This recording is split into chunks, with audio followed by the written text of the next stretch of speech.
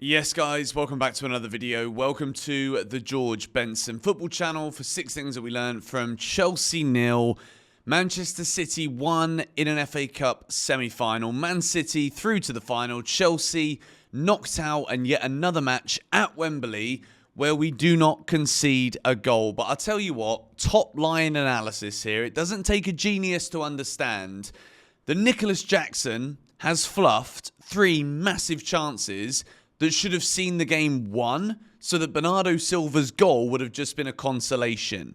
As well as that, there was some atrocious refereeing on show today, which to me is baffling how it's not a penalty when Cole Palmer takes a free kick, Jack Grealish, it clearly hits his hand, which deviates the course of the ball, it goes out for a corner, but then because the referee doesn't want to give the penalty, he then doesn't give the corner. So once again, as much as I think Chelsea were probably, I'm not going to say the better team. I think City were tired, and I think Chelsea were about 80% of what we could be, considering how young we are, considering what we've seen all season long.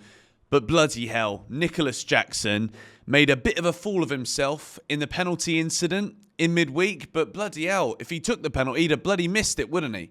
Because he had so many big chances today, and he either ran away from the goal, hits it straight at the goalkeeper, or heads it straight at the goalkeeper. And to be quite honest, I think Pochettino today actually coached a win, which I wouldn't normally say something like that. I think it's such a silly thing to say when it comes to footballing analysis, that you lose a game, but the manager coaches a win.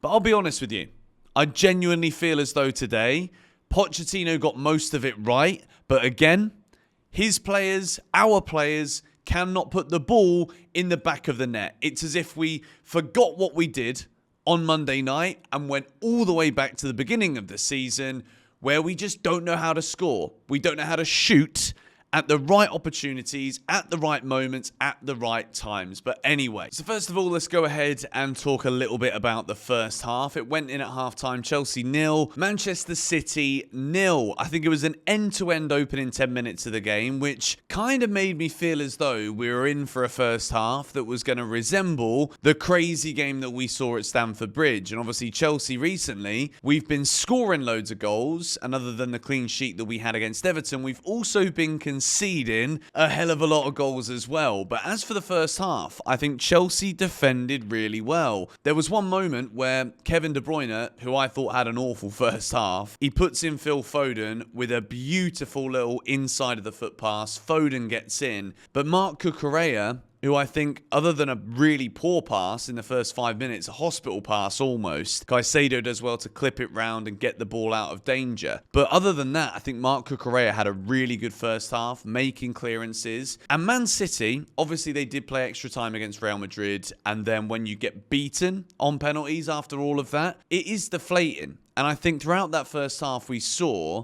Manchester City was struggling. 7 minutes into the game, Kyle Walker, dispossessed by Conor Gallagher, gives the ball to Palmer, who plays a smart pass to Nicholas Jackson. And it was the first of many times during the first half that Nicholas Jackson gets round the back of John Stones. What we saw, which we quite often see Guardiola do, Akanji and John Stones rotate between being the extra midfielder and being the final man back. And weirdly, more often than not in that first half, it was John Stones that Nicholas Jackson was given the ticket to go and run against. And obviously Nicholas Jackson is quick, he's powerful, and we saw in that first half against City here, Nicholas Jackson with his back to goal is a real handful for defenders. And I think there is that moment, of course, in the 29th minute, which is the moment of all moments in that first half for Chelsea, where I honestly don't understand how Jackson was looking so good. He was really looking like a massive handful for that City back line. The ball is played in. It's a brilliant ball. Some of Chelsea's build-up in that first half was sensational. Jackson is in. he rounds Ortega. He does it somehow where the ball manages to go back before it goes anywhere near the goal. He takes too long, he's dilly-dallying around with it, and in the end, it comes to absolutely nothing. And I think that really was Chelsea's biggest chance. There was also a great opportunity for Cole Palmer, who kind of shimmies past Rodri. It's amazing to see him doing that against probably the best midfielder in the Premier League right now. That's Rodri, in my opinion. And he gets past him, and then it's slightly too tame of an effort, but Ortega does really well to get down low and keep the ball out. But overall, with that first half, I think Chelsea rattled Manchester City. And I think if we could be a bit more clinical, there was the time where John Stones gets back and makes a brilliant block to deny Noni Madueke, but if he just gets the ball out from under his feet quicker, then I think Chelsea have the lead in that first half. I think it wouldn't have been a surprise if we were 2-0 up at the end of that first half. I think Chelsea were dominant. City really looking like they were struggling after that Manchester City Real Madrid Champions League semi-final that we saw. I think Chelsea defended well. The line was good. There was a couple of times where it looked as though we were going to get done on the counter, but we didn't. Second half, it almost starts perfectly for Chelsea. And these are the big chances that we started talking about earlier. We said Nicholas Jackson had a decent first half of football. I thought Nicholas Jackson was really good in that first half, the movement, and then obviously there is that one time where he rounds the goalkeeper and then doesn't do anything with it. But it's these two that are completely and utterly inexcusable from Nicholas Jackson. The first one is literally as if he's given a back pass to the goalkeeper, as if he's a Man City player. He's like, there you go, mate. Ortega, enjoy the foot. What on earth was that shot, by the way? It's awful. And the second one, it is a beautiful clip ball over the top from Cole Palmer, and Nicholas Jackson heads it into the ground, which is smart, but literally, mate, anywhere but straight at him. It's literally 3-4 yards from the goal, and yet Nicholas Jackson still somehow manages to miss it. There was a couple of good saves throughout the second half, also from Petrovic, who denies Phil Foden, also denies Jeremy Doku. And I'd say up until the 70th minute, Chelsea are in charge of the match. We have the big chances, the best chances, and yet we can't do anything with it.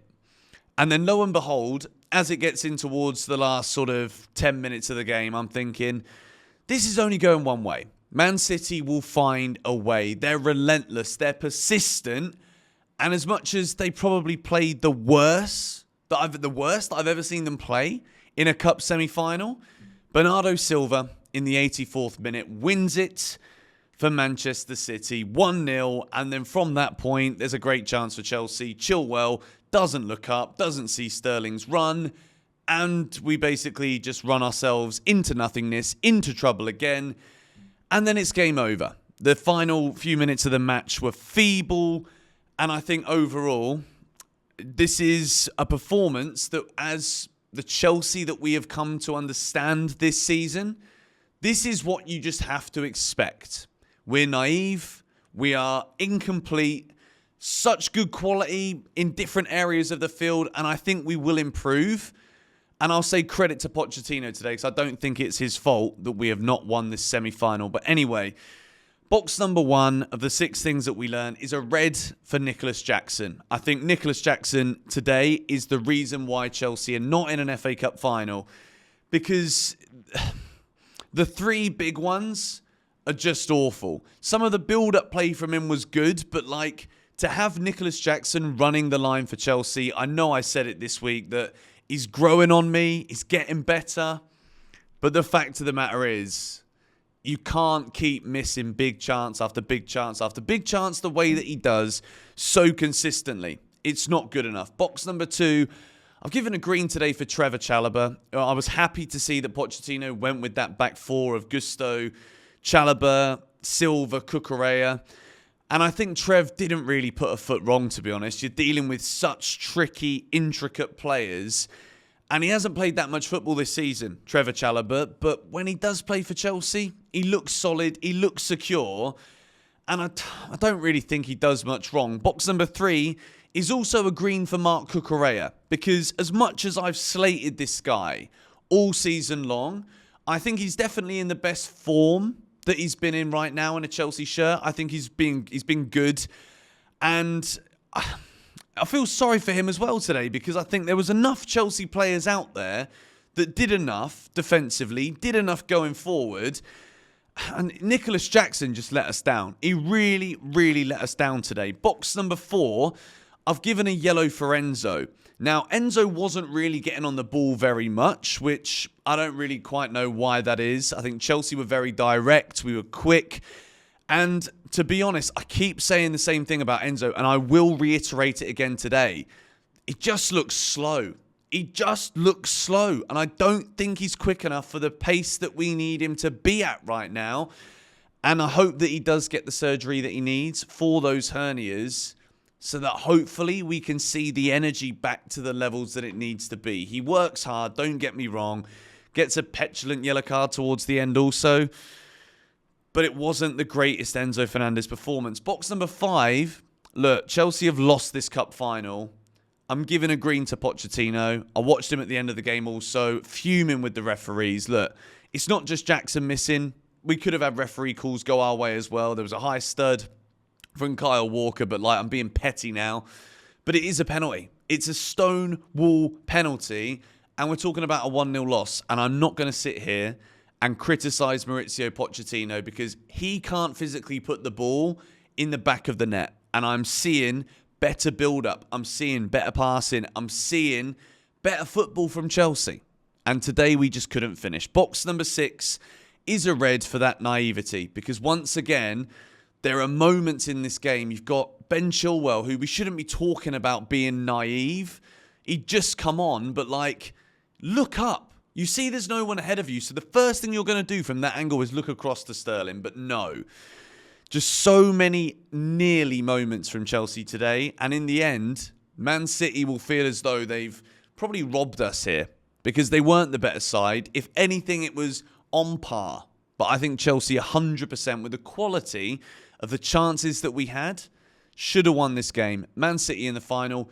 Congratulations. I know I've been a bit sour in this one, but pissed off, but not pissed off with the team and not pissed off with the manager, just pissed off with individual moments.